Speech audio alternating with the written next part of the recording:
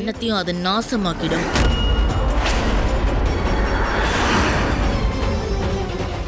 உங்களுக்கு ஒன்றாகலையே?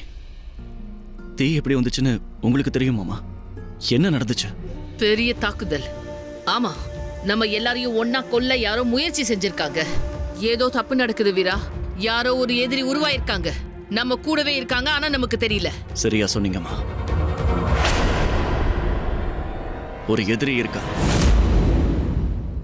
சந்திரகாந்தாவோட எதிரி, அந்த கெஹனா.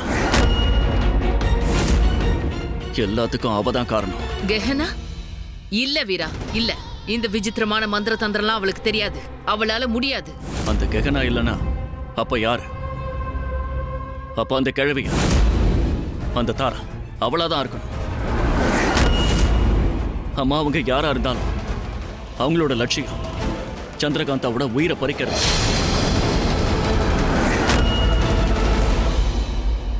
வீரா, சந்திரகாந்தா மட்டும் தாக்கல, நம்ம எல்லாருமே தாக்கப்பட்டிருக்கோம். இல்லம்மா, சந்திரகாந்த் அறையில தான் தாக்குதல் நடந்துச்சு. சந்திரகாந்தாவுக்காக தான் நடந்துச்சு. நாம எல்லாரும் அங்க இருந்தோம். அதனால நாமளும் அதுல சிக்கிக்கிட்டோம். யாரோ இவ உயிரை பறிக்கணும்னு நினைக்கிறாங்கம்மா. இனி நான் விட மாட்டேன். அது யாருன்னு கண்டுபிடிக்கிற வரைக்கும் நான் ஓய போறதில்ல. வீரா, இதுதான் உன்னோட உண்மையான முகமா? என்ன நீ அந்த அளவுக்கு நேசிக்கிறியா? ஆஹா, உனக்கு எப்போதுமே சந்திரகாந்த பத்தி தான் கவலையா? உங்க அம்மாவை பத்தி யோசிக்க மாட்டியா? அம்மா, அப்படிலாம் இல்ல.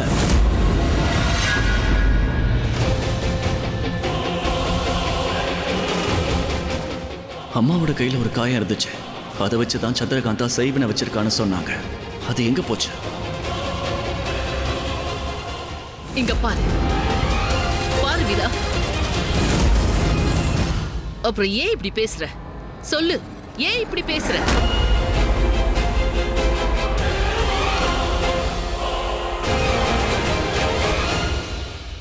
வீர் எப்பயும் என்னை பத்தி தான் கவலைப்படுறான். அவ அம்மாவை விட என் மேலதான் அவன் ரொம்ப அக்கறையா இருக்கான். வீராவை சந்தேகப்படுறது நியாயம் இல்லைன்னு எனக்கு தோணுது. சந்திரகாந்தா, சந்திரகாந்தா, நான் உனக்காக ஒண்ணு கொண்டு வந்திருக்கேன். என்னது? இங்க வேணா, உள்ள வா, நான் சொல்றேன். வா, உட்காரு. என்னன்னு சொல்லு. முதல்ல எனக்கு தேவையானத நீ கொடுத்துறேன். என்னது? மன்னிப்பு. நான் அன்னைக்கு உங்ககிட்ட கோவமா நடந்துக்கிட்டேன்ல, உன்னை நான் என்னென்னமோ பேசிட்டேன். பரவாயில்ல, நீ போதையில தானே சொன்ன.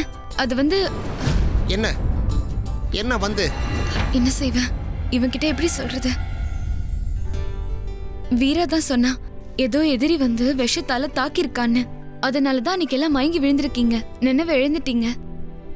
இந்த அரண்மனை இருக்கே, முதல்ல இங்க மந்திர தாக்குதல் நடந்துச்சு. இப்போ விஷ தாக்குதல் ஆரம்பிச்சிருச்சா? சரி விடு, இனிமே இந்த கெட்டதை பத்தி நம்ம பேச வேண்டாம். நல்ல விஷயத்த பேசுவோம். நான் உனக்காக என்ன கொண்டு வந்திருக்கேன்னு பாரு. உனக்கு ரொம்ப பிடிச்ச ஹல்வா. ஹல்வாவா? ரொம்ப நல்லா இருக்கு. எங்க இருந்து எடுத்துட்டு வந்த? எங்க இருந்தா? நானே இத செஞ்சேன், என் கையால பண்ண. ரொம்ப நல்லா பண்ணிருக்க. அப்பெல்லாம் நாம எவ்வளவு சந்தோஷமா இருந்தோம். எனக்கு அப்போ மந்திரனாலே பயம். ஆனா உனக்கு மந்திரனாலே கொள்ள பிரியம். நீ எப்பவும் உன்னை சொல்லிக்கிட்டே இருப்ப. என்ன மாயப்படுக்கையில வச்சு கூட்டிட்டு போவ. நான் வானத்தை தொடணும், மேகத்தை பார்க்கணும். அப்புறம்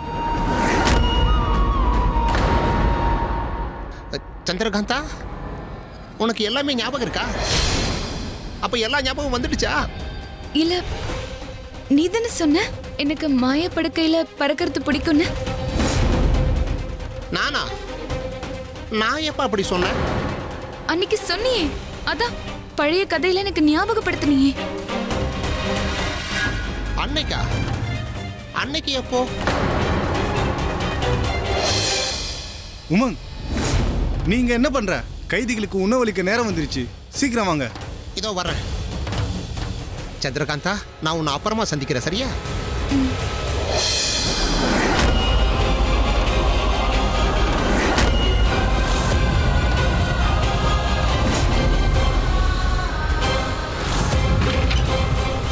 மன்னிச்சிடுமா, நான் உன்கிட்ட போய் சொல்லிட்டேன்.